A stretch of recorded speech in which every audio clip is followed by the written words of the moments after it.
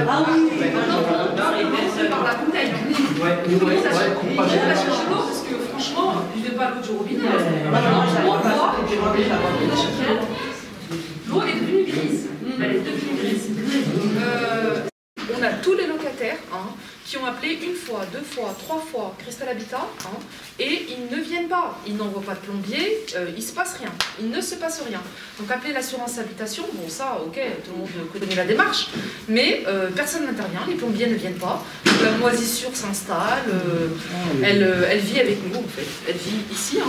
Et aussi, ce qui revient le plus souvent, c'est la facture d'eau. La facture d'eau suite aux fuites d'eau. Donc tout le monde a 300 €, 400 €. Et les gens pensent que c'est normal en fait. Ils sont même pas au courant que c'est lié aux travaux. Ils sont même pas au courant que c'est lié. On a tout refait l'appartement qu'on est venu ici. On n'a jamais voulu des travaux. On a refusé les travaux. On a fait un courrier. Quand ils ont fait l'enquête, on leur a demandé à déménager parce qu'on ne voulait pas des travaux. Au moment où ils ont voulu rentrer chez nous, mon mari l'a refusé. Il leur a dit non, vous ne faites pas de travaux, vous ne rentrez pas chez moi. Il y a eu réunion de prise avec Cristal Habitat, ils sont venus à la maison. Quand ils sont venus, ils nous ont autorisés à garder nos travaux. Donc si vous voulez, chez moi, ils n'ont touché à rien du tout. C'est ce qu'on aurait dû faire. Ma fenêtre, ma salle de bain n'a pas été touchée, ma cuisine n'a pas été touchée. Ils ont fait seulement la menuiserie. Oui, mais attendez, ils vous ont dit quoi? Ils vous ont taillé parce que... Ah ben c'est ça, je me retrouve à payer... Bien sûr, vous allez payer. Voilà. Bien sûr. Voilà. C'est là où je voulais... Voilà, en venir. Voilà. Bon, la seule chose que vous avez gagnée aujourd'hui, c'est d'avoir conservé le confort d'avant. C'était un confort avant. C'est pas mal. Ah bah bien sûr, le travail est de meilleure qualité auparavant qu'aujourd'hui. Même dans les logements neufs. Tout ce qu'on voit, les travaux, c'est pas à niveau. Oui, mais les fenêtres, ils étaient obligés, c'était une mise aux normes des fenêtres, parce qu'on avait les boiseries qui n'étaient pas isolées, qui n'étaient pas en double vitrage, ils étaient obligés de nous faire en PVC. Le vitrage, c'est pas bon. C'est plus de chaleur depuis qu'ils ont changé les fenêtres, mais c'est vrai que quand il pleut et tout, on touche le sol, c'est inondé quoi. C'est ça. Mais non, en chaleur. Les locataires ont créé 4 collectifs, Bellevue, Dents de l'Ours, Crédelec, qui sont les 2 tours de la rue du Mâconnais, et les Combes, qui ont depuis quelques mois. Et on se rend compte que c'est exactement les mêmes problèmes qui sont posés, à savoir la hausse des loyers, alors conséquente, de 20 à 90% suivant les secteurs, ce qui est énorme, et ce qui est contesté par les locataires qui ont bien compris que c'était pas à eux de payer la hausse des loyers. Et puis, avec les 2 tours, là, on s'est aperçu d'une gestion calamiteuse de l'exécution des travaux, à la fois dans le respect des locataires, parce que voilà, c'est compliqué, il aurait dû y avoir une gestion des nuisances en accompagnant les locataires. Donc il y a les malfaçons qui sont quasiment dans tous les logements. En boutade on dit mais quand il n'y a qu'une malfaçon dans un logement, c'est miraculeux, mais le lot commun c'est quasiment dans tous les corps de métier qu'il y a des malfaçons. Voilà. Donc ça veut dire que sans arrêt, les locataires sont obligés de se débrouiller, même souvent on les laisse, parce qu'il y a aussi l'absence d'accompagnement du bailleur dans les travaux. Dans des T4 et des T5, pour les chasser, je pense qu'on a dû leur dire qu'on allait augmenter les loyers, que ça allait être exorbitant, et du coup, on a eu même une personne qui a témoigné, elle a dit, moi, j'ai anticipé, j'ai lâché mon T4 et je suis partie dans un T3, avec, ils sont quand même 4 dans le foyer, voilà, donc elle a quitté, elle a dit que j'ai anticipé pour justement ne pas trop subir la hausse du loyer, voilà, donc on les a poussés dehors. On a d'autres personnes qu'on connaît qui ne se sont pas laissées faire. Il y a des T4, des T5 avec des personnes âgées qui sont là depuis 40 ans et aujourd'hui oui, aujourd'hui, ils n'ont plus leurs enfants, ils ont grandi, les enfants ont quitté le logement et on pense que c'est justifié de leur dire de quitter ces logements, de s'installer dans les T2, T3 parce qu'ils n'ont plus leurs enfants. En fait, le problème c'est que ces personnes-là, ça fait 40 ans, ils ont des repères dans ces logements et c'est pas une question d'espace pour eux. Ils veulent pas plus d'espace en fait, c'est qu'ils ont des repères, ils ont une histoire et les personnes âgées, on peut pas du jour au lendemain leur demander de quitter un espace où ils ont tous leurs repères en fait. Voilà, ils ont leur espace de vie, il y a la famille qui se rassemble effectivement, mais ça peut pas être la seule raison, le fait que les personnes se retrouvent seules, de leur demander de quitter le logement parce qu'ils sont que deux, qui se retrouvent de familles nombreuses à 2 personnes âgées. Ça fait 40 ans qu'ils sont là, ils sont bien tranquilles, on leur demande de partir, voilà, de dégager les lieux tout simplement, parce qu'ils sont que 2 et qu'ils auront peut-être moins de revenus pour payer le T4, le T5 qui va augmenter. Voilà, donc les personnes âgées, on s'y intéresse pas. En France, de toute manière, les personnes âgées, elles ne comptent pas. On les balance dans des maisons de retraite, sauf qu'il y a des lieux, il y a des familles, c'est culturel. On ne balance pas les parents dans des maisons de retraite. Voilà, on ne les balance pas dans des maisons de retraite, c'est pas une solution pour nous. Donc ce qu'ils demandent, c'est de rester là. Voilà, ils demandent tout simplement de rester chez eux, de pouvoir accueillir encore leurs enfants, leurs petits-enfants. Voilà, ça fait 40 ans qu'ils sont là, qu'ils payent leur loyer. Donc un minimum de respect juste pour cette histoire qu'ils ont construite dans le quartier aussi. Aujourd'hui, on veut les dégager comme ça, comme des poubelles. Il y a des personnes âgées qui souffrent de la solitude. Et la solitude, c'est un vrai problème, on ne l'évoque pas. Les gens se disent bonjour, parlent, ils discutent. Oui, parce qu'ils se connaissent, quoi. Ils se connaissent, effectivement, ils se connaissent. Et ce lien social, ça permet de maintenir encore la vie, voilà. La vie qu'on a perdue un petit peu avec le Covid. Il y a beaucoup de personnes moi je pense qu'ils sont mortes que de chagrin, de solitude. Donc il y a des gens, ils ont besoin de ça, ils ont encore besoin de ça pour vivre, et c'est tout ce qui leur reste. Ils ont enlevé mon balcon, ils étaient censés bloquer les portes, fermer à clé les portes, vous voyez, les portes des anciens balcons. Ils m'ont enlevé le balcon, j'ai 3 enfants, ils m'ont laissé les portes comme ça, donc mes enfants ils ouvraient la porte, ils auraient pu, j'habite au 7e étage. Mon mari les a appelés pour leur dire que voilà, il y avait un problème de sécurité. Ah non, on est sûr, on est passé chez vous. Il a dit, mais j'ouvre la porte, C'est ce qu'on a dit. Le balcon, s'il te plaît. On avait parlé de trous qu'ils ont fait dans le KGB. Les grands trous. Les enfants, elles passaient dedans. Les enfants, elles passaient dedans. Moi, j'ai 2 filles. Ma fille de 12 ans, elle a 2 ans. Elle est mince. Si elle se mettait dans le trou, elle passait. En fait, ils n'ont pas mis de sécurité, rien. Vous m'expliquez ce que c'est? Alors là, c'est le trou qui se trouve, vous voyez, ça c'est ma jambe. C'est le trou qui se trouve dans ma buanderie, dans mon KGB. Là, regardez, je filme chez le voisin du haut, c'est pareil. Ils ont laissé pas possible. Il n'y a pas de protection. Il n'y a aucune protection. Là, j'ai accès. Là, il y avait ma machine à laver, il y avait mes habits à côté. Voilà, c'est le même qu'elle a la dame. Je suis au 4e étage. Avec des enfants. Moi, je suis au 7e. À l'époque, j'avais un enfant, il avait 5 ans et demi. Et ça a duré combien de temps ce vide?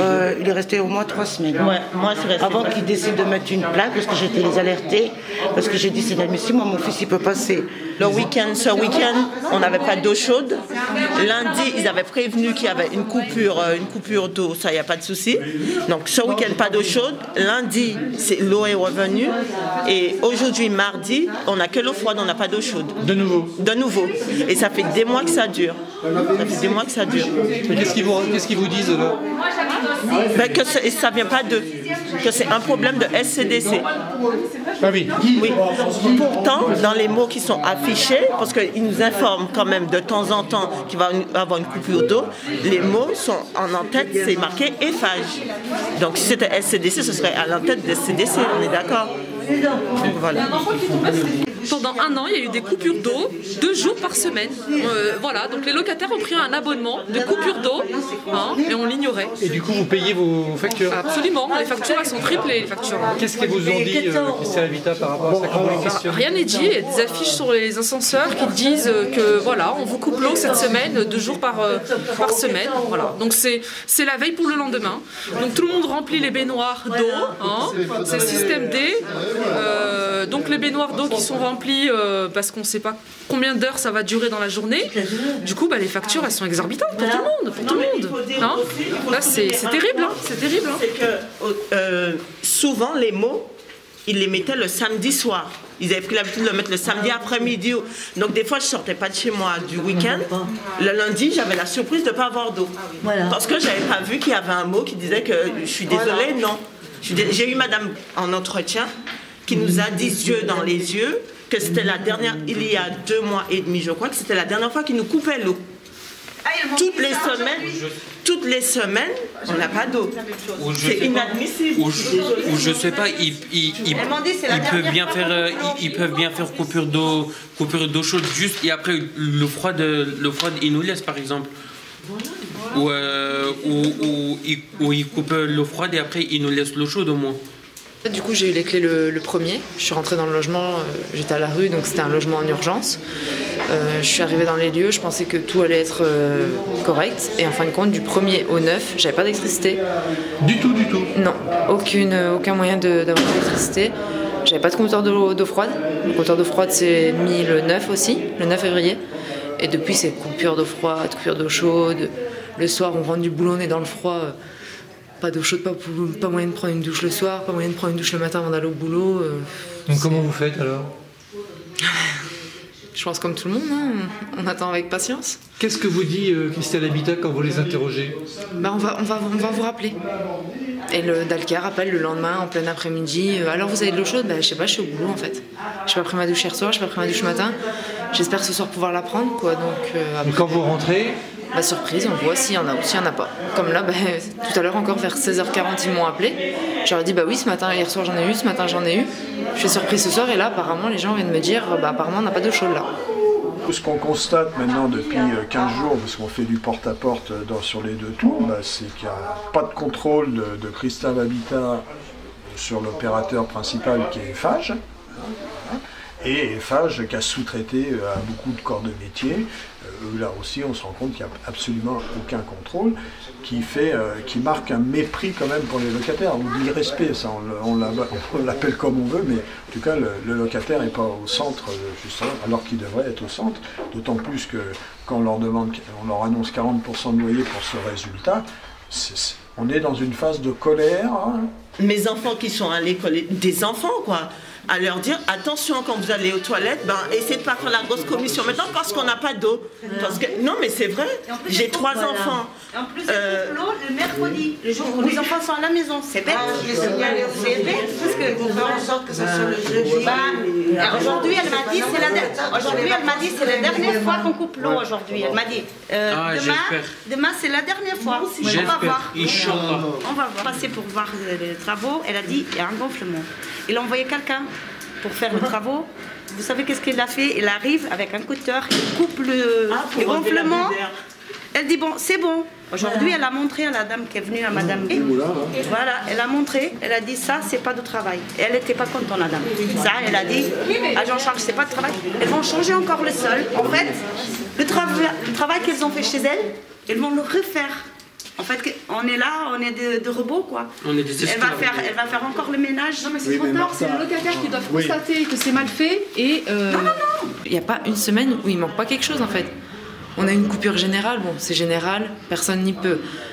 Mais à un moment donné, plus de télé, le lendemain matin, plus de télé, plus d'eau chaude, du coup, le lendemain matin, plus de chauffage, du coup, plus d'eau chaude, plus de chauffage. J'aurai un nourrisson à la maison, je fais comment? Il peut pas avoir chaud, il peut pas avoir... Enfin, il y a des limites, quoi. On est en 2022, quand même, à un moment donné... Et c'est la même problématique aujourd'hui, les emprunts ont été amortis, les travaux ont été amortis, le bâti global a été amorti, et rebelote, comme ailleurs, ils veulent faire payer aux locataires les travaux. C'est inacceptable, c'est incompréhensible, c'est vraiment une hausse injustifiée, et les locataires ont bien compris que ce n'était pas à eux de payer, parce que ils ont déjà payé depuis 47 ans, et s'il n'y a pas eu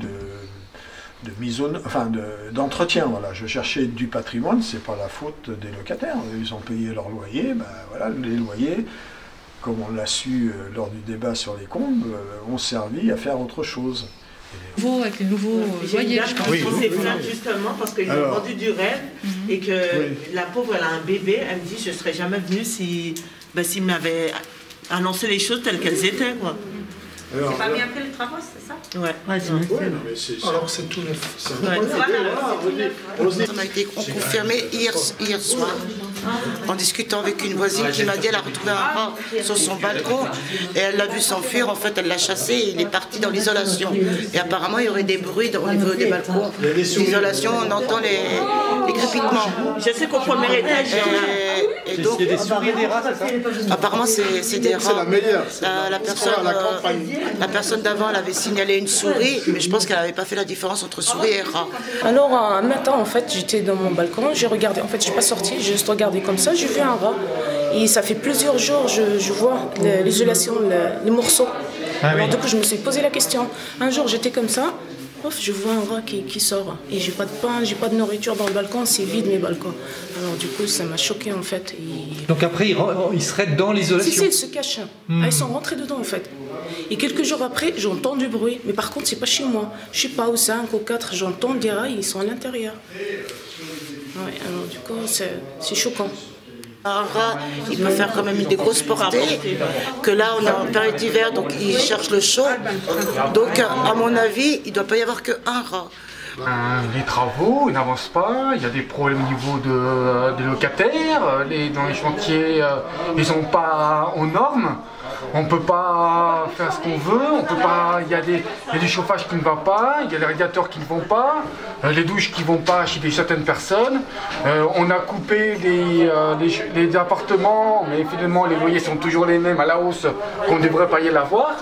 Il y a des problèmes au niveau des rats, apparemment, je suis rendu. On a encore des photos là avec Guy, j'ai vu encore des photos que j'ai pris avec lui, etc., que j'ai montré sur les paliers, et on trouve de quoi? Eh ben de tout qui ne doit pas y être. Le nettoyage n'est pas fait, tout ce qui est déblayage n'est pas fait, sur toute la ligne. Vous utilisez un mot pour désigner ça, surtout dans le temps, quoi. Ça dure. Bah, c'est de la maltraitance, voilà. C'est de la maltraitance. Le bruit, les travaux qui durent, qui ne s'arrêtent pas, les travaux qui sont bâclés. Donc voilà, il y a pas les mal... dangers, hein, vous parliez de danger. Les dangers, le danger, il est là, il est quotidien. On a des personnes âgées qui ont perdu un petit peu la vue. Donc du coup, avec les travaux, il n'y a pas trop de sécurité en fait. Ils marchent, ils peuvent tomber à tout moment. Une ascenseur sur 2 qui fonctionne. On a aussi des murs, on ne sait pas pourquoi, dans le hall de l'entrée qui ont été réduits.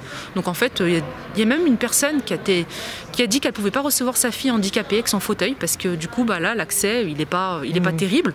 En cas d'incendie, moi ce qui m'inquiète le plus, c'est en cas d'incendie. Comment ça se passe en cas d'incendie? On est dans une phase de colère qui nous amène à programmer un rassemblement le 2 avril devant le siège de Cristalhabitat et la mairie de quartier, parce que, bon, comme on dit, c'est pas le directeur général de Cristalhabitat, ce sont les élus qui ont pris ces décisions, ils doivent rendre des comptes.